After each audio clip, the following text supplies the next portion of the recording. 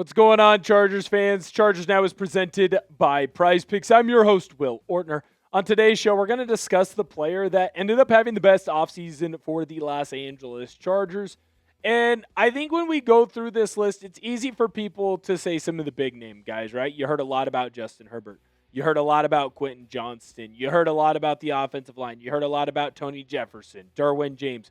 Guys that did a lot of really good things, but that's not necessarily what this video is going to be. We're going to talk about a player that has not been mentioned or doesn't get mentioned as much as some of the other players that I listed through that had a great offseason, at least according to ESPN, because they're the people who wrote this article. ESPN went through every single NFL team, and they listed what player was the biggest surprise of the offseason.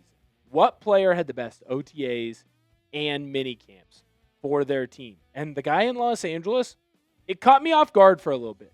And then the more that I thought about it, the more that I thought, hey, this guy could be a big deal for the Chargers. And then the other thing that I thought about, and I realized, this guy can really help this team moving forward, and not maybe in the traditional way that you think.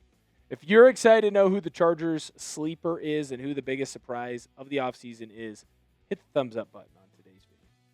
Smash the thumbs up button because you love the Los Angeles Chargers and you're excited to see who has just been balling out for our favorite team in LA. Rhim of ESPN said that the biggest sleeper was one quarterback, DJ Uiagalelei.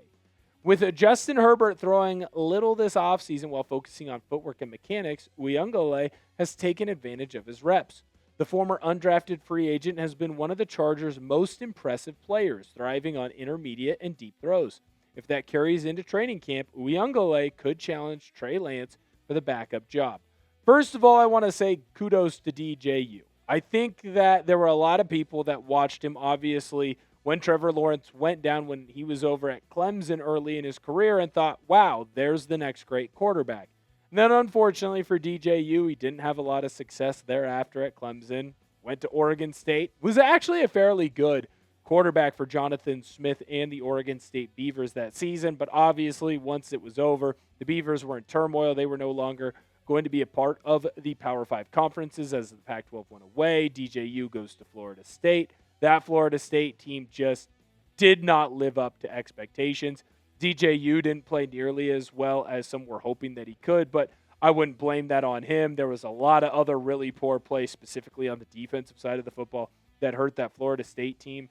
And so the more and more that you go through it, the more and more that you look at DJU and his talent and his ability, I just feel immensely happy for him, man. He's a guy that I think is a quality individual, someone obviously, because I do the Oregon Football Report by Chat Sports here as well, working and talking and discussing about Matayo Uiagalelei. I've become a big fan of the Uiagalelei's. Big Dave is great on Twitter, and DJU seems like a great kid. So the fact that he's right now in a position where it's not talking about him as someone who could maybe make the team, but we're talking about DJU as someone who should make the team and now has a ability to compete for that second string quarterback position is very good for him, his career, and where this Chargers team is going to be looking in the 2026 offseason. Look, Justin Herbert is the number one guy, and I'm never going to say that he is going to get beat out by either of these two individuals,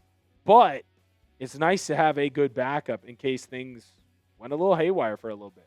Are you happy with the Chargers offseason? Have they done enough, in your opinion, to put themselves in a position to where they could be very successful in the 2026 NFL season? Let me know your opinion down below in the comment section, yes or no. Interested in what you have to say there. I'd say yes right now, personally. I think this is a good thing for Los Angeles. The more and more that I look at this Chargers team, the more and more that I realize depth is going to be very important for them. And it needs to be important for them at a multitude of different positions.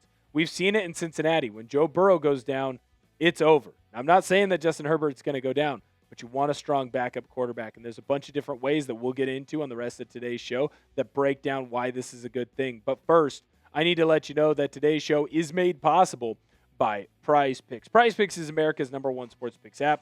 And it's the best place to win cash while watching sports. With the baseball season in full swing, there's no better time to cash in with our friends at Prize Picks. And I'll tell you this, The app is really easy to use. To qualify for a Prize Picks lineup, pick 2 to 6 players and select more or less on stat projections, including hits, home runs, strikeouts, and several others across all sports. One thing I love is the new social feeds feature where you can share Prize Picks with your friends and copy lineups with a single click. You can actually follow me on the app at BigWill7774 to see all of my lineups. I have a lineup for the football action going on later on this year. Quentin Johnston, more on his receiving TDs. Kenyon Sadiq, more on his receiving TDs. Jackson Smith and Jigba, more on his receiving TDs. New user offer. Download the PrizePicks app today. Use code HMA when you play your first $5 lineup to receive $50 in lineups. That's code HMA when you play your first $5 lineup to get an extra $50 in lineups with PrizePicks. Clickable link to download the app is in the comments and description. The first reason why I think this is good is because the Chargers clearly need a strong quarterback number 2. Now, it's very clear there what I'm saying. You need a strong QB2. Justin Herbert's QB1, and we all know that. You can take that to the bank. You can cash that whenever you want. Justin Herbert, in my opinion, is going to put himself on the map this year, especially if he's able to stay healthy. He's going to make sure that people aren't talking about him as being a top 15 QB, a top 10 QB, a top 8, a top 6. He's going to be someone that should be talked about in that top 5 conversation. He is that talented. He is that good, and I think you're going to see him take a gigantic step forward with new offensive coordinator Mike McDaniel. But it is smart to have a backup. 1, you never know when an injury may occur. But 2, it's important to have someone in there that you trust if you need to throw in someone when you get into a situation where you're up big, right? Or you need to grind out some clock. Maybe Justin Herbert has to go to the blue tent for a little bit. You want another guy that's ready to go if need be. So in my personal opinion, it's always great to have a backup quarterback, and I think the Chargers now have the best opportunity for themselves to have a good backup quarterback, whether it is DJ U or, of course, Trey Lance, who is someone who I think is continuing to grow in his own career. 2 young backups, and that's important as well. It shows how good our new offensive coordinator, Mike McDaniel, is, because we talk about it here all the time about how smart of a coach he is. He is someone that is always ahead of the game in the National Football League. McDaniel is someone who is always pushing forward, trying to make sure that his offense is ahead of the game when it comes to what defenses are going to do. He is someone that likes to have an unpredictable offense and isn't afraid to use backup quarterbacks as added threats. He's not afraid to move the offensive system around the strengths of his quarterback. He is someone who is not afraid to change what he is doing. Philosophically, McDaniel is very different than a lot of coaches in the NFL, a lot of football coaches, because he's not married to one thing. He's not someone that is so staunchly bought into, this is what I do and we do it well and we're going to continue to be great at it. He is someone that is able to move freely, move around with what he wants to do. When we look at how I think that this proves just how good DJ U is, he is someone who has had issues as being an accurate QB. He is someone who has had issues when it comes to turning the football over. These were big things at Florida State, Oregon State, and Clemson. And I'm not going to sit here and say that DJ U had the most excellent decision-making. Now, again, to a degree, this is a bit nitpicky. Obviously, DJ Uiagalelei is someone who is impressive when it comes to his athletic traits. So impressive that people talked about him potentially moving to tight end. He's that big, he's that strong, he's that physical. But what you're hearing out of camps is that he's making those intermediate, deep throws. He's trusting his arm strength, and he's putting the ball in a position where his wide receivers can go out there and get it. To me, if that's not telling us how good McDaniel is, then I don't know what will. Yes, of course, a lot of the onus is on DJ U to listen to the coaching and to adapt and grow, and I'm certain that he's not someone that, as soon as practice is done, goes and sits on his couch and eats ho-hos and ding-dongs, right? He's obviously working on his craft. He's someone that's working on learning the playbook, on being a more accurate passer. He is someone who works tirelessly. But offensive coordinator Mike McDaniel does get to take a little bit of credit in helping propel him forward into a quarterback 2 proposition and position battle.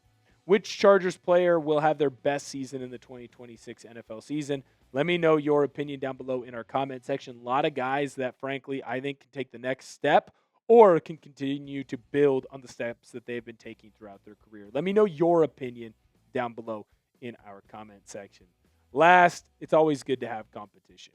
You do not want to go into a year with a team where everything is hunky-dory. Everyone is slotted into their positions. You want competition. Now, look, I know here at Chat Sports, sometimes you don't want to feel like there's a Chargers Now host number 2 waiting in the back wings. I understand that. If you're an accountant, you don't necessarily want to make a mistake on one of your spreadsheets and then they're instantly like, hey, we're going to go get the righty. Grab DJ U, accountant number 2. He's going to come in and be the next person that is running the books for us. You don't want that. But when it comes to the NFL and when it comes to quarterback competitions, these guys live in competition. They want to be battling it out for this position, and I think that's great for this Chargers team. So DJ U going into a competition with Trey Lance is huge. Bless you, Producer Cyril. Gesundheit, whatever you prefer there. If you love the Bolts, hit the thumbs up button because you love the content that we're doing here on the channel. Plus, you're excited about the season to start. Subscribe to the channel. We got videos out daily. Don't miss anything that we're doing for you. Thank you guys so much for hanging out with us. Y'all have a good time. Go tell someone that you love them. And as always, Bolt up.